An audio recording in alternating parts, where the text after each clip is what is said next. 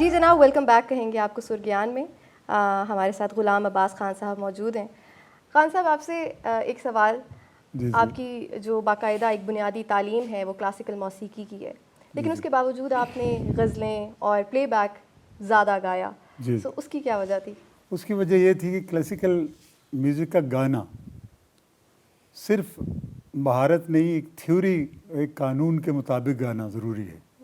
तो मेरी इतनी रियाजत थी, मैंने बहुत सारे राग रिकॉर्ड भी कराए अपना शौक़ पूरा करने के लिए, लेकिन इसको मैं रेगुलर इसलिए नहीं कर सकता था कि मैं उस्ताद सलामत अली खान नहीं बन सकता, क्या बात? मैं फ़तेह अली खान साहब नहीं बन सकता, मैं पंडित भास्कर राव नहीं बन सकता, मैं भीमसेन जोशी नहीं बन सकता, आमिर खान नहीं बन सकता। तो मुझे क्लासिकल गाने की क्या तकलीफ़ है। मैंने फिर गज़ल को चुना इसलिए कि ये मुख्तलिफ़ असनाफ़ की एक मुरक्कब है जिसे गज़ल कहते हैं। शहंशाह गज़ल मेहदी हसन साहब ने गज़ल की गायकी को ध्रुपद और ख़याल को यकजा करके सुर और लफ्ज़ को आमने सामने एक तरह की इज़्ज़त दी, तो गज़ल वजूद में आई। तो मुझे ये अंदाज़ बड़ा पसंद आया। वाह। मैंने कहा क्यों ना राग को इस तरह ही गज़ल में अपना क्लासिकल गाने का शौक़ पूरा किया जाए, उसमें मुख्तलिफ़ रागों की शक्लें रहें और शौक़ भी पूरा हो जाए। गम की तान कभी कह दी, कभी कर्माटक की तान कह दी, जो मज़मून को डिस्टर्ब ना करे, पोइट्री के मफ़हूम को डिस्टर्ब ना करे। सा वही रहे, जिस सा से मैंने शुरू किया, खरज से शुरू किया, वो खरज ना बदले और रंग भी बरकरार रहे और मज़ेदारी भी कायम रहे, मेरा भी शौक़ पूरा होता रहे। अच्छा खान साहब, एक और सवाल। जैसे हमने शुरू में कहा कि जो एक सुर का ज्ञान है, एक तो गॉड गिफ्टेड भी होता है, अल्लाह ताला की तरफ से किसी के पास आवाज़ होती है, लेकिन अगर कोई सीखना चाहे इसको, तो उसके लिए क्या रिटन फॉर्म में, क्या मौसीकी का सिलेबस कहीं पे मौजूद है या आपको लगता है होना चाहिए? ये बड़े अफसोस की बात है। मैंने 12 संगीत पढ़े, मतरूक संगीत भी उसमें पढ़े, जब भैरव 5 सुर का था और मालकों 7 सुर का था, ये भी मैंने ये भी संगीत बगौर मुताला किया और बहुत सारा मैंने छानबीन करके सिलेबस ढूंढने की कोशिश की, लेकिन हमें बुक्स मिल जाती हैं। उसमें उस्ताद बदरुज़्ज़मान साहब का नाम लेना पड़ेगा, उस्ताद ग़ुलाम हैदर खां फ़ख्रे मौसीकी, उनका नाम लेना पड़ेगा। गो मैं भी उसमें शामिल हूँ, उनका साथी था। हमने 100 अछूब राग एक किताब छापी थी। अच्छा, वाह। और उसमें 100 ऐसी शक्लें दी थी कि जो हमारी क्लासिकल म्यूज़िक में कम गाई गई हैं तो बहुत कम गाई गई हैं। मैं अपनी रविश में जवाब भी भूल जाता हूँ अक्सर। जब उन बुज़ुर्गों की शक्लें मेरे सामने आती हैं तो मुझे वो याद रह जाते हैं और काम याद रह जाते हैं।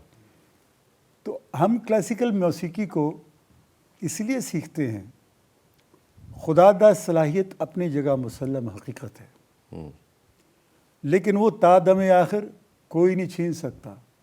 कोई उस्ताद सुर नहीं सिखा सकता, कोई उस्ताद बेसिकल अगर लय नहीं है, रब ने बीट अता नहीं की हुई, सिंपल बीट अता नहीं की हुई, तो कोई लय में नहीं कर सकता किसी को, ना सुर में कर सकता है ना लय में कर सकता है। अगर ये वदियत है तो ये किसी उस्ताद के सामने ज़ानुए अदब तय करके 20 साल तक, 15-20 साल लगाए, साथ गाता भी रहे, तो फिर वो अपनी सोच बयान करने के काबिल हो जाता है। खान साहब, आपको अल्लाह ताला ने बहुत खूबसूरत आवाज़ दी, शायद हमारे दौर की खूबसूरत तरीन आवाज़ों में से एक आपकी आवाज़ है। उसका करम है। हम चाहते हैं कि आप हमारे नौजवान फ़नकारों को, गुलकारों को गाइड करें कि अपनी आवाज़ का ख्याल कैसे रखना है, क्या खाना चाहिए, क्या नहीं करना चाहिए। हमें अपनी आवाज़ को उन चीज़ों को मार्क करना होगा जो सूट नहीं करती। अब मैं कह दूँ ये बैंगन नहीं खाने चाहिए, मेरी आवाज़ ख़राब हो जाती है, तो मैं सबको कह दूँ बैंगन ना खाओ। सही। किसी की चिकन खाने से आवाज़ ख़राब हो जाती है, किसी की आइसक्रीम खाने से आवाज़ ख़राब हो जाती है। हम बर्फ़ के गोले कुल्फ़ियाँ खाते थे और गाते थे, अचार भी खा लेते थे, मैडम नूर जहाँ और मैं अचार भी खा लेते थे, सही, गाते थे, कोई सुर में फ़र्क नहीं आता था। अब खाएं तो फ़र्क क्या, मतलब दूसरे दिन उठेंगे। तो इसलिए एक उम्र का लिहाज भी होता है, वो भी रखना पड़ता है। दूसरा, जो चीज़ सूट नहीं करती, भले जितनी भी पसंद हो, आवाज़ को ख़राब करती है तो उसको तर्क कर दें, छोड़ दें। बिल्कुल सही। यही एहतियात है इसका। अच्छा खान साहब, आपकी दोस्ती संगत बड़े बड़े शायरों के साथ भी रही, है आपने उनसे क्या पाया, क्या सीखा? क्या आपने साकिब भाई बात याद दिला दी है, मैं बहुत पीछे चला गया। एक महफिल सजती थी हर रोज़ शाम को, उसमें फैज़ अहमद फैज़ साहब रोज़ाना आते थे, उस्ताद दामन आते थे, बाबा सागर सिद्दीकी आते थे, ज़ोरा निगाह भी कभी कभी आ जाती थी, जोश मलिया आबादी साहब थे, मुनीर नियाज़ी साहब थे, हबीब जालिब साहब थे, और कतील शिफाई साहब थे, नासिर काज़मी साहब थे, और उस्ताद दामन वो भी थे। ऐसी संगत। सबसे छोटा वहाँ जो शायर था उसका नाम था अहमद फराज। अब उस महफिल का अंदाज़ा लगाइए, जी जी। मैं उनका पानी पिलाने वाला था। वाह वाह वाह वाह। तो एक बाजा रखा होता था, मेरा नाम फनकार रखा हुआ, मुझे जानता कोई नहीं था, जी जी। एक भी मैंने गाना फिल्म का नहीं गाया था, लेकिन मेरी तस्हीह इस तरह की उन्होंने, और मैंने उनकी जो गुफ्तगू सुनी है वो किसी फ़िलासफ़ी क्लास से कम नहीं थी। सही सही। और उस संगत में जब मुझे, अच्छा, फैज़ साहब को आमद हुई, उन्होंने कहा कि यार ये भाई नावक अंदाज जिधर दीदा जाना होंगे, मिसाल दे रहा हूँ, जी जी। नीम बिस्मिल कई होंगे कई बेजा होंगे, इसका मतलब बताओ। अब मुझे कहाँ याद इसका मतलब, अब मैं गुस्से में भी अपने आप पे, वाह। और फिर इतने बड़े आदमी ने मुझे कहा। कहीं भेजा। अब नावक अंदाज भी इस दौर में किसी को कहती, नावक अंदाज का मतलब क्या है? कनखियों से देखना, नावक अंदाज जिधर दीदा जाना होंगे, ये आंखें, ये दीदा जाना जिससे मैं बहुत प्यार करता हूँ, उसकी वो कनखियों में यूँ देखेगा तो नीम बिस्मिल कई होंगे, कई तड़प रहे होंगे मरने के लिए, कई बेजा होंगे, कई मर जाएंगे। वाह। तो ये मफहूम मुझे समझाया जाता था जब आमद होती थी। फिर कहते फनकार ज़रा तरन्नुम से हो जाए, तो एक बाजा पड़ा होता था, मैं कॉर्ड रख के, तुम आए हो न शबे इंतज़ार गुजरी है, तलाश में है। मैंने कहा था सहर बा, अबे सहर तो जादू होता है। वाह। सहर, सहर कहो, किनारा दरिया का, समंदर का होता है, किनारा तो किनारा का शैलादगी होती है, समुंदर तो एक कीड़ा होता है जो समंदर में पाया जाता है।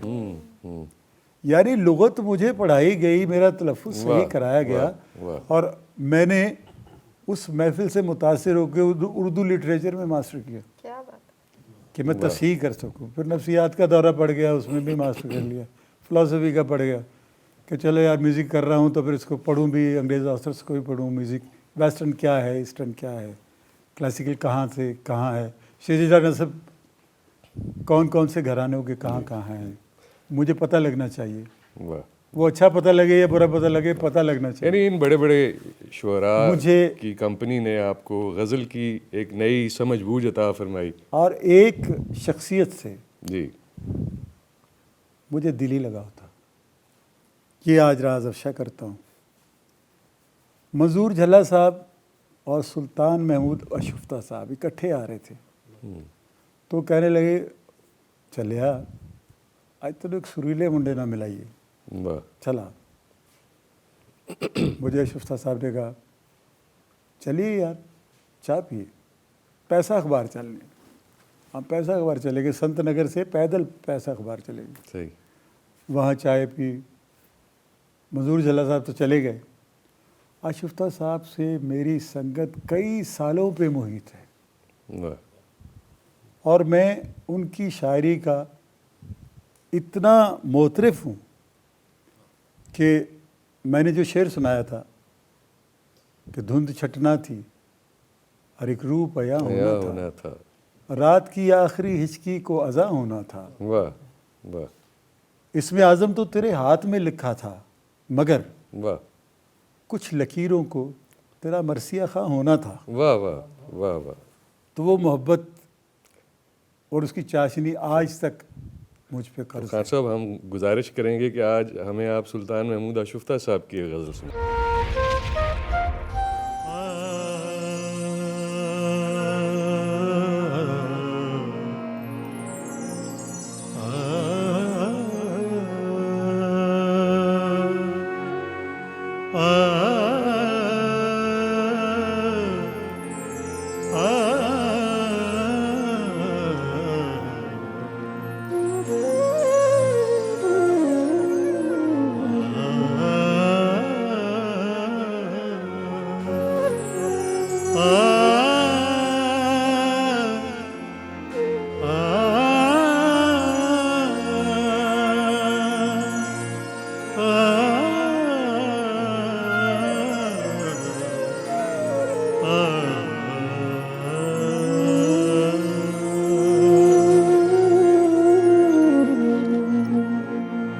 कैसे कैसे जुल्म वो जालिम खुद ईजाद करे और रोए, कैसे कैसे जुल्म वो जालिम खुद ईजाद करे और रोए, गैर के सीने पे सर रख के, गैर के सीने पे सर रख के मुझको याद करे और रोए, कैसे कैसे जुल्म वो जालिम याद करे और रोए।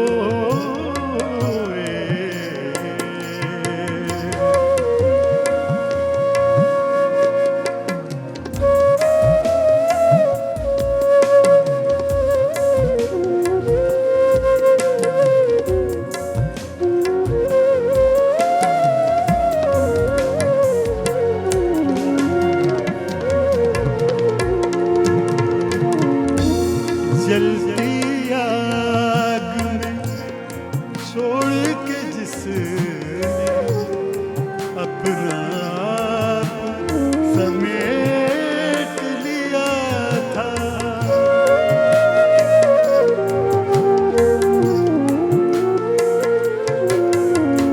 जलती आग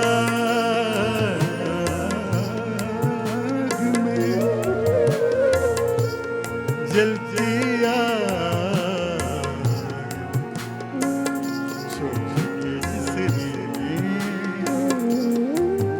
अपना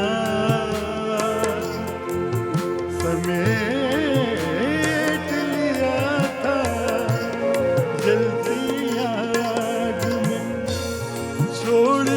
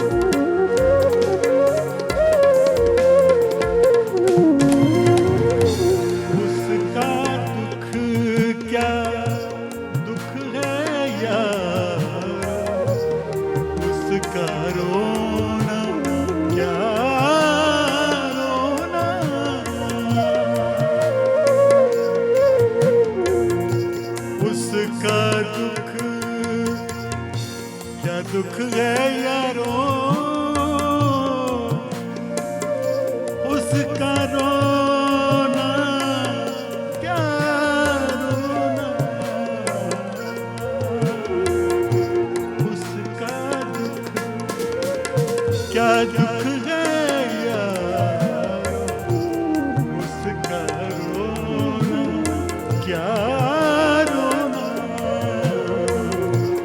जो बेदर्द नशे मन अपना, जो बेदर्द नशे मन अपना खुद बर्बाद करे और रोए।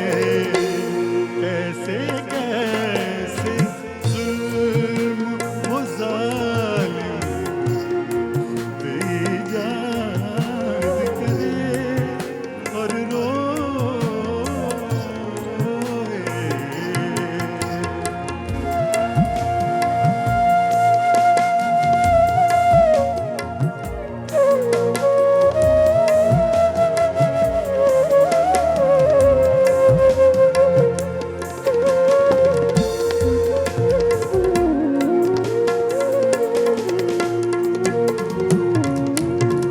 मक्ता पेश कर रहा हूँ।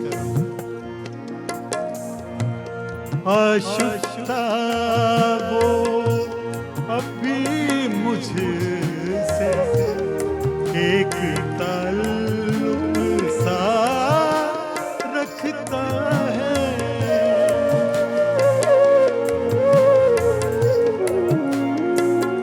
एक ताल्लुक सा, एक ताल्लुक सा रखता है। आशुफ्ता वो अभी मुझसे एक ताल्लुक सा रखता है। अक्सर गैर की बज़्म में मेरा शेर शाह